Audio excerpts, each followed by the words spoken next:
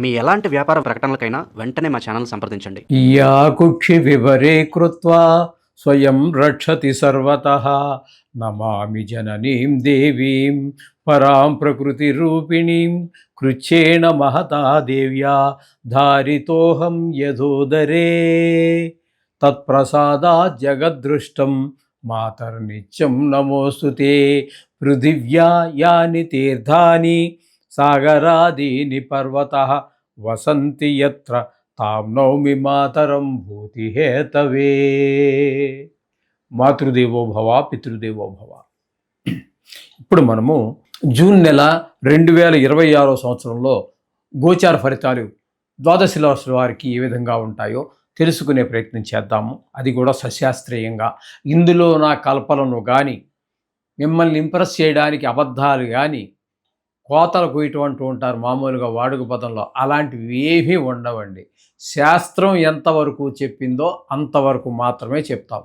మిమ్మల్ని ఇంప్రెస్ చేయడానికి కానీ, లేదా మిమ్మల్ని బాధ పెట్టేసి భయపెట్టేసి ఏవో జపాలు తపాలు చెయ్యాలి అనేటటువంటి తాపత్రయం కూడా ఏమీ లేదు.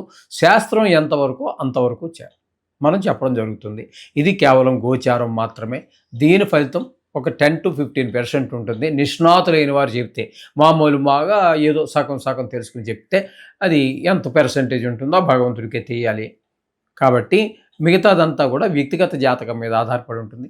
కాబట్టి మీ దగ్గర మీ తాలూకు date of birth, time of birth, place of birth ఇట్లాంటివన్నీ ఉన్నట్టయితే వ్యక్తిగత జాతకం రాయించుకోండి. అది 100కి 75% జరుగుతుంది. ఇంకా 10%, 15% ఆ భగవంతుడి చేతిలోనే ఉంటుంది. అంచేత దీనికి మీరు ఏదో ప్రిఫరెన్స్ ఇచ్చేయక్కర్లేదు. ఈ యూట్యూబ్లో చూసి చాలామంది ఫోన్ చేస్తున్నారు. చాలామంది గురువుగారు మీరు ఒక్కరేటి చెప్తున్నారు, అందరూనేమో ఏదో నీకు లక్షలు వస్తాయి, కోట్లు వస్తాయి. ఏమీ రావు నాయన, నీకు కోటి రాదు, లక్ష కూడా రాదు. అంచేత అటువంటివేమి నువ్వు భ్రమలు పెట్టుకోవద్దు. నీ శ్రమను నువ్వు నమ్ముకో, దేవుణ్ణి నమ్ముకో, నీ శ్రమను నమ్ముకో, నిన్ను నువ్వు నమ్ముకో. ఇది నేను చెప్పదలుచుకున్నది. అంటే గోచారం ఏంటంటే, ఈ గ్రహాలు ఏంటంటే మనకి రాబోయేదాన్ని సూచిస్తుంది. అది ఎప్పుడు నాకు పూర్తిగా తెలిస్తే మీకు నేను సూచించగలను. నాకే ఏమీ తెలియకపోతే నేనేం చెప్పాలి? ఏదో కథ చెప్పాలి. అంచేత వాటి మీద పెద్దగా ఆధారపడకండి. వ్యక్తిగత జాతకం మీద ఎక్కువ ఆధారపడండి. అది చాలా వరకు నిష్ణాతులు కావాలి. దానికి కూడా గోచారానికే కాదు, జాతకం రాయాలని కూడా నిష్ణాతులైన వారు ఉంటేనే మాత్రమే జరిగే అవకాశం ఉంటుంది. ఇది గమనించగలరు.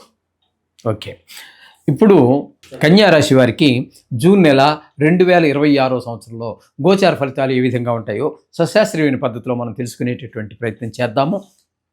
ఇక్కడ కన్యా రాశి వారికి 6వ స్థానంలో రాహుగ్రహ సంచారం జరుగుతున్నదండి.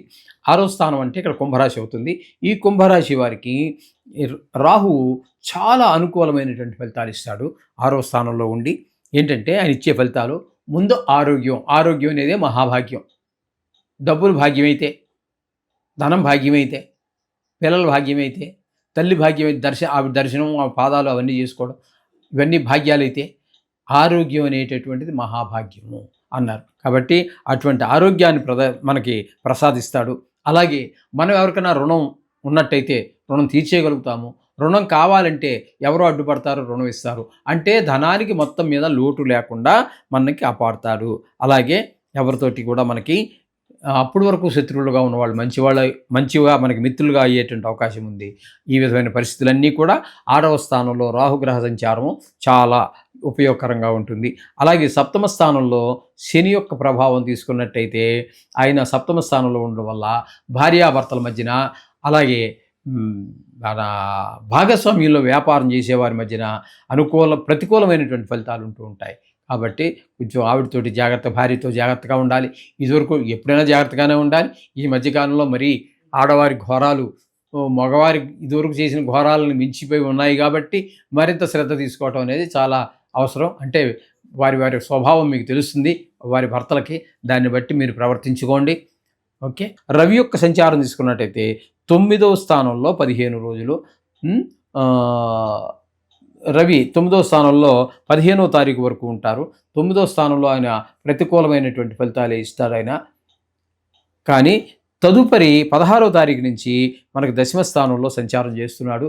ఇక్కడ ఈ 10వ స్థానంలో మనకి పూర్తి అనుకూలమైనటువంటి ఫలితాలని ఆయన నవగ్రహాలకి రాజు కాబట్టి ఆయన ఉద్యోగార్థులు ఎవరైతే ఉన్నారో, ఉద్యోగం కోసం ఎదురు చూస్తున్న వాళ్ళు ఎవరైతే ఉన్నారో వాళ్ళకి ఉద్యోగం రావటము, ఉన్న ఉద్యోగంలోనే ఉన్నట్టయితే ప్రమోషన్ రావటము, లేకపోతే ఉన్న ఉద్యోగం కంటే మరొక ఇంకా మంచి ఉద్యోగం లభించటము, ఇట్లాంటివన్నీ జరిగేదానికి రవి వలన అవకాశం ఉన్నది. ఇకపోతే కుజుని యొక్క సంచారం తీసుకున్నట్టయితే కుజుని యొక్క సంచారము అష్టమ నవమ 2 స్థానాలలో ఆయన యొక్క సంచారం జరుగుతోంది. అష్టమంలో ఉన్నప్పుడు ఎవరు దుర్వార్త చనిపోయారనో, లేకపోతే చనిపోవడానికి సిద్ధంగా ఉన్నారనో దుర్వార్తలు వినడం జరుగుతుంది. భాగ్యస్థానంలోకి వచ్చాక తండ్రి గారి ఆరోగ్య విషయంలో కొంచెం జాగ్రత్త తీసుకోండి. అలాగే గుళ్ళు గోపురాలు తిరగడానికి కూడా మనకు అవకాశం లేనటువంటి పరిస్థితి, మీరు వెళ్ళాలనుకున్నా కూడా వెళ్ళలేనటువంటి పరిస్థితి, ఇవన్నీ కనిపిస్తూ ఉంటాయి. కుజుని యొక్క సంచారం వల్ల ఈ విధంగా జరుగుతూ ఉంటుంది. కాబట్టి కుజుడు కూడా మనకి ప్రతికూలమైన ఫలితాలు ఇస్తున్నాడు. ఇక బుధుని యొక్క సంచారం కనుక మనం తీసుకున్నట్టయితే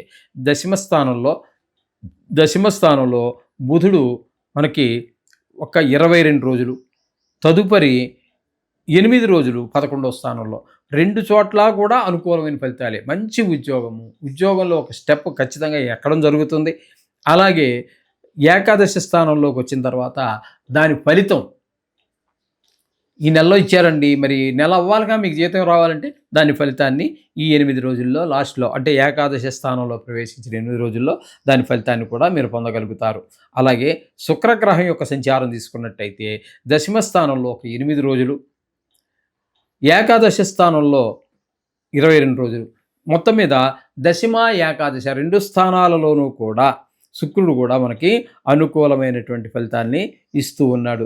శుక్రుడు ఏకాదశి స్థానం అంటే లాభస్థానం కాబట్టి, ఉద్యోగం రీత్యా ఇది మనకు దశమ స్థానం అనేటటువంటిది ఉద్యోగానికి సంబంధించింది కాబట్టి, మీరు షేర్ మార్కెట్లో పెట్టుబడి పెట్టేటటువంటి వారు, కళల్ని వృత్తిగా చేసి జీవించేటటువంటి సినిమా జీవులు, ఈ టీవీ జీవులు ఎవరైతే ఉన్నారో, కళలను ఆధారంగా చేసుకుని సంగీత విద్వాంసులు, నృత్యం చేసేటటువంటి వారు, భరతనాట్యం కావచ్చు, ఇట్లా ఎవరైనా సరే వారందరికీ కూడా శుక్రుడు చాలా అనుకూలమైనటువంటి పరిస్థితులు, ధనానికి కానీ ఒక మెట్టు ఎదగడానికి కానీ అన్ని విధాలుగాను శుక్రుడు అనుకూలుడే.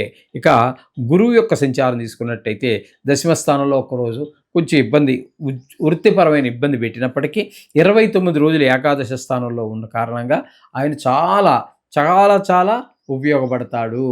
ఆయన ధనానికి లోటు రాదు. ఏ పని చేసినా కూడా మీకు పూర్తి సహాయ సహకారాలతోటి మరింత పైకి ఎదగడానికి అవకాశం ఉంటుంది. ఇకపోతే ద్వాదశ స్థానంలో కేతుగ్రహ సంచారం జరుగుతోంది. ఈ ద్వాదశ స్థానంలో కేతుగ్రహ సంచారం అనేటటువంటిది ధన వ్యయము, ధన నష్టము, అపకీర్తి, కలత్ర నష్టము, కొంతమందికి కారాగార శిక్ష. ఎందుకంటే ఇది రాశి సంబంధమైనటువంటి ఫలితాలు మనం చెప్పుకుంటున్నాం, వ్యక్తిగత సంబంధమైనటువంటివి కాదు ఇవి. ఇది ప్రపంచ జనాభా 830 కోట్లలో 12 రాసులు పెట్టి భాగిస్తే సుమారుగా 70 కోట్ల జనాభా, 70 కోట్ల మంది జనాభాకి ఒకటే విషయం జరగదు.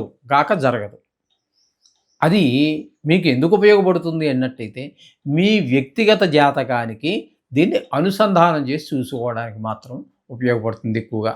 కొన్ని విషయాల్లో మరి ప్రత్యేకంగా కూడా, ఇప్పుడు ఏలినాటి శని ఉంది, మీకు జాతకంలో చూపించదు, ఇక్కడ చూపిస్తుంది, గోచారంలో మాత్రమే చూపిస్తుంటుంది.